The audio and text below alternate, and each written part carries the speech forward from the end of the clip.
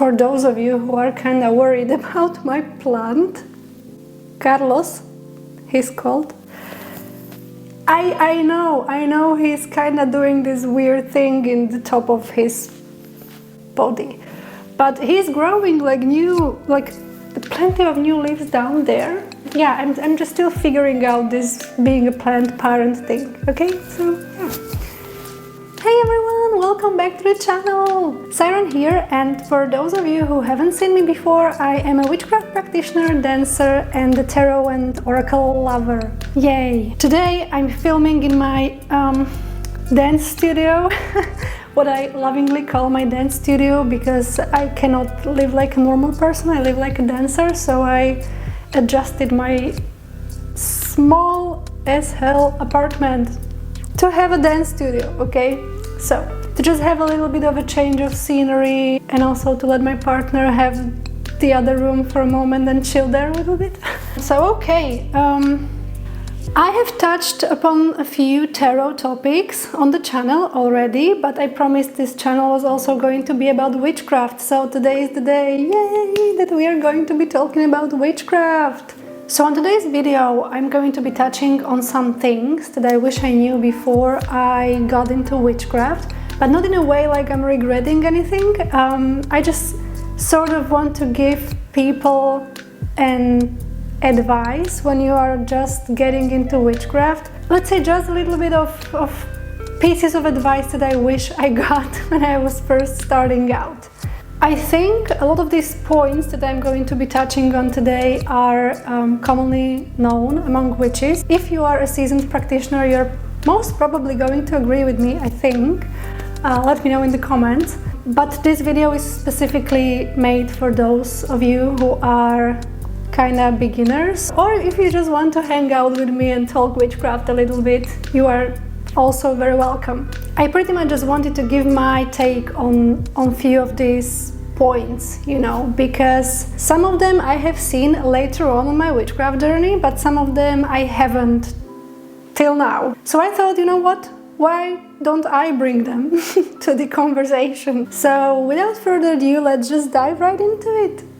So the very first point I want to touch on is Wicca and witchcraft. Now, I'm pretty sure you heard about this many times. You don't need to be a Wiccan in order to practice witchcraft. But I don't just want to say that. I want to kind of further elaborate. Of course, I know that Wicca is a starting point for many witches. I know a lot of witches first find out about Wicca and then they kind of get into witchcraft. It was my case as well, but I don't really like to call myself a former Wiccan or anything, because maybe I have called myself that at some point. I'm sorry if I have, I don't do that anymore, because, you know, I believe Wicca as a neo-pagan religion deserves certain kind of respect, and you don't just go around the world calling yourself a member of certain religion that you just practiced for like a second. So this is basically why I don't call myself a former Wiccan. It's okay to learn about Wicca in the beginning of your journey, but yeah, you don't really need to be a Wiccan to practice witchcraft. I think the point I wanted to make here is that you shouldn't take Wicca as a religion and the word Wiccan like light-heartedly, is it the word? Give it a certain respect, is what I mean. Plus, of course, I had to start with this point because we cannot have a witchcraft video without mentioning Wicca there, right? Like, even though nowadays it is pretty clear, I still wanted to include it and make it the first point because I think it's still important. The second point, the spell work.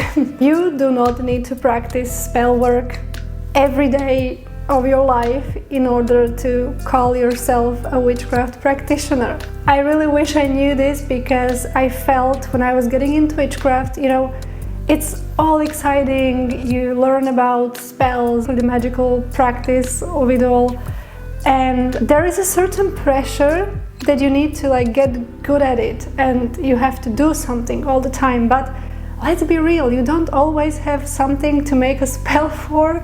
Actually, there is a video coming about the topic I wanted to discuss forever, which is a little bit of discernment in witchcraft, as in when to actually do spell work and when rather not. So that will be coming to my channel, stay tuned for that. But yeah, don't feel bad if you don't practice spell work every day of your life. Don't feel bad if you just do simple rituals, or if you just, honor nature, or if you live consciously as a witch but do not actually do like active magical work. Let's be honest, life is busy. And also, it's just not practical to be doing spells all the time. We don't have time for it, let's face it, we don't have time for it, or energy for it, or a reason for it for the majority of the time. So it's completely okay if you don't do that. The third point, which is also related to spell work, is that spells don't really need to be visually pleasing. Now, I know that nowadays with the social media and Instagram especially, you see all the social media popular witches with their beautiful posts, which I admire those myself. Like, it's amazing to do like a good camera work, and it's amazing, it's a piece of art. But I think it is important to remember that it is not necessary for your spell work to actually work. I have done many spells that have not been Instagram worthy, and they worked pretty well. Yeah, I mean, you don't need to have a picture of everything magical you do. The fourth point, which again is related to spell work, is that you don't really need all the fancy magical tool in order to practice witchcraft. Now, this is something I wish I was told when I was first starting out, because I mean, come on, who hasn't been there? When you feel like you need a wand, you need an atame, well, again, Wiccan influence, all the candles, a huge crystal collection, a huge dex collection, a pendulum. Guys, I bought myself a pendulum when I was starting with the divination topic, and I used it like twice. I don't really use pendulum in my practice. So you don't need all of that, okay? You don't need all of that. You can pretty much work with what you have, and again, have a beautiful and successful magical practice. This also goes for herbs. I remember when I was learning about correspondences and herbs correspondences, I was really thrilled by it, but there are a lot of herbs that I don't really have in my region, and I would have to buy them from I don't know where and spend a lot of money for getting those. And I just wanted to say it's not necessary. You can work with a few herbs that you actually have available to you that are even affordable, and there is no issue with it. The fifth point, you do not need to worship a deity in order to practice witchcraft. I haven't worshipped any deity for quite a few years. I do worship one deity now, but still I do not relate my entire magical practice to this deity, and I still do spell work and ritual without including the deity in it, because my relationship with deity is a little bit more honorable, if you know what I mean. Like, I am one of those people, I'm one of those witches who I don't really think about myself as being at the same level as my deity, if you know what I mean. I don't work with my deity. I worship my deity, I honor my deity, I have an altar for her, I give offerings to her, etc., but I don't really ask her to help me with getting rid of a migraine or whatever. I mean, it's just not something that I do. By the way, my personal opinion, if you do that, it's completely fine. I'm just speaking about my practice, my experience. Anyway, let me know if you're interested in deity-related topics. I originally didn't really want to include it in my YouTube videos because it's sort of a private practice, but I would still like to know if it's something that you are interested in, so let me know down below in the comments. The sixth point, days, correspondences, lunar phases, correspondences, months, correspondences, etc. Like time points, correspondences, if you will. These correspondences are there to help you, but they should not restrain you. And this is something I haven't really heard from any witch before. Maybe someone talked about it, I know, I just haven't stumbled upon it. And I really wanted to include this in this video because I am a person who is really anxious. I said that in another video, and I have to say it again now, because in this particular context, that means that, for instance, when I wanted to do like a cleansing spell, which is something that I do most commonly, and let's say it wasn't new moon yet, because I love to do cleansing on new moons usually, but I don't know, it was like 2 days before a full moon and I really need the cleansing.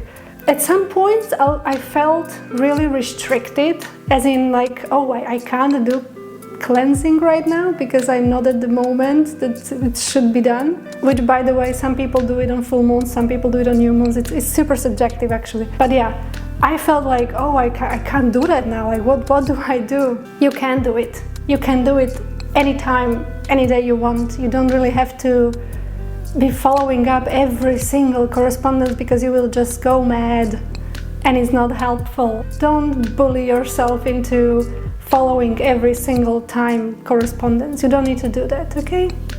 The 7th point, and something related to the previous one, is the wheel of the year, the Sabbats. I was heavily Wicca influenced and at the beginning of my witchcraft journey, and I thought that I have to follow every single of Sabbats.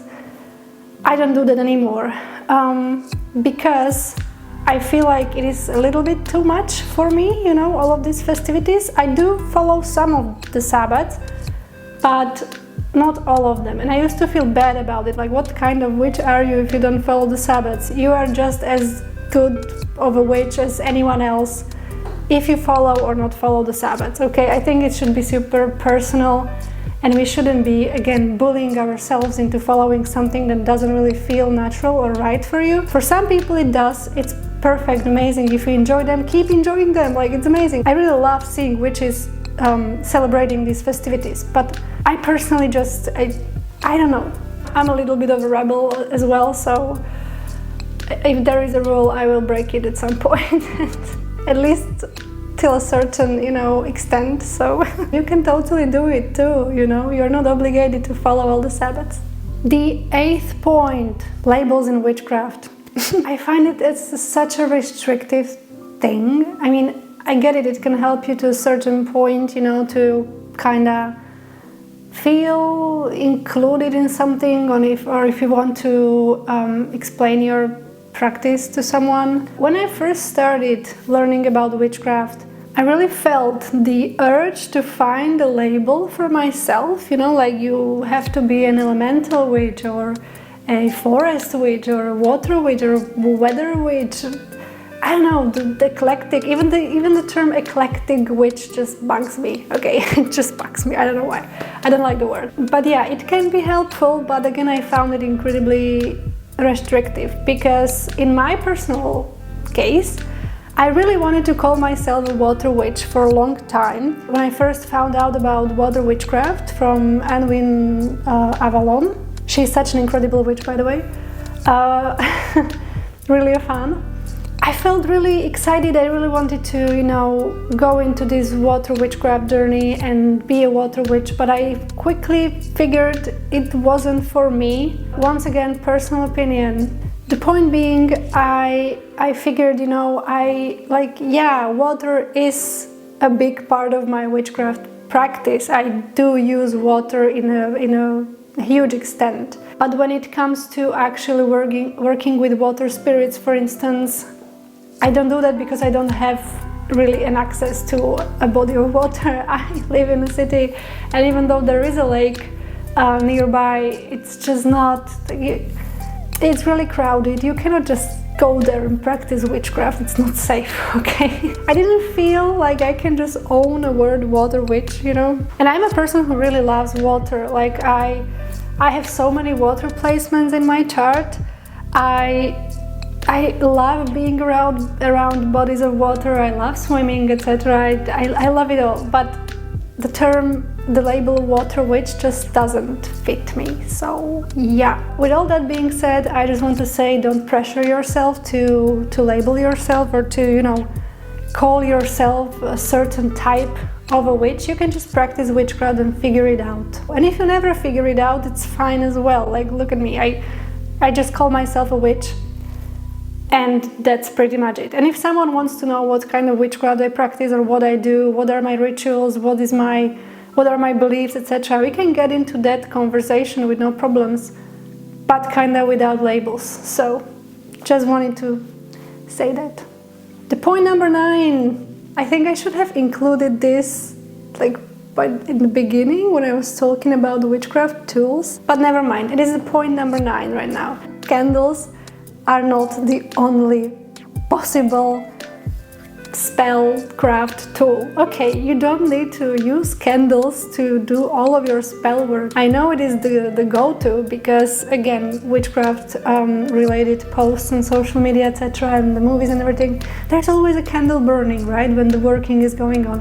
But I just really wanted to say that you don't need to burn candle to practice witchcraft. Yes, it is helpful. Again, I love candles, I have plenty of candles, but I don't always use them in my actual rituals anymore. Sometimes I do because I love the good visual of candle burning, who doesn't? There are plenty of spells that don't include candles, and if you're interested in that, I am thinking about making a video talking solely on that topic and giving you different options to work with, not just candles. But right now I just really wanted to say this because I feel like every spell on the internet begins with a candle. Now you don't need a candle. You don't need a candle. And lastly, the point number 10. This is going to be a sassy one, but you do not need to explain your witchcraft journey to anyone. And I know, I'm literally sitting in front of the camera talking to you about my witchcraft journey. But what I mean by that is that you do not have to feel obligated to explain to anyone what you do and how you do it and why you do it. It is your practice. I'm a person who strongly believes that everyone should do whatever they want, as long as they are not harming other people, ideally. Baneful magic is also something I want to touch on in another video. See, plenty of videos coming, subscribe. But yeah, you really don't need to be explaining anything to anyone. And I know that there are a lot of people who do not practice witchcraft and who are sort of skeptical about the entire magical practice, and sometimes they are going to push you to situations where you feel like you need to give them explanation, or like you have to like almost prove to them that your witchcraft journey is real, you know. Like, why, you know? If it works for you, you just keep practicing it. So yeah, I really wanted to end this video with that because this is something super important for me, and I really wanted to pass this message on. Like, you should really just do what you want and not feel obligated to explain it to people. I get it, maybe if you live with someone who doesn't really support your magical endeavors, that can be pretty shitty. I have that experience myself. From the past, from when I was a little younger. You know, you can have your witchcraft in the closet for a while because at some point you're going to just be able to live it in a way you want. So just hang in there, I'm rooting for you. And if you are practicing witchcraft openly and you don't want to answer people's questions, then just don't. You know, just tell them, you know what, it's not something I want to talk about, it's private. There we go. So yeah, I really hope this video was helpful for you, and I really hope you feel more at ease. This was the goal, to make you feel a little bit more at ease and not so pressured and restricted and, you know, like pushed into things and frustrated. I really want you to have a good time, like have a good time with it. Have a good time with your witchcraft journey. Enjoy yourself. Keep learning, keep studying, keep practicing. You know, there's a lot of trial and error, there's a lot of studies. And you are never quite done. I remember witches saying that when I was first starting, and now I say that too. You are never quite done learning about witchcraft, so it is true. It really is true. Alright, I think that would be it for the video. If you want to hang out with me a little longer, you can check my other videos that are tarot related. Subscribe if you want. There are more witchcraft and tarot videos coming. And who knows what else I will just come up with. I don't know. But come with me on this journey, if you will, and stay kind, and I'll see you in the next video. Bye bye!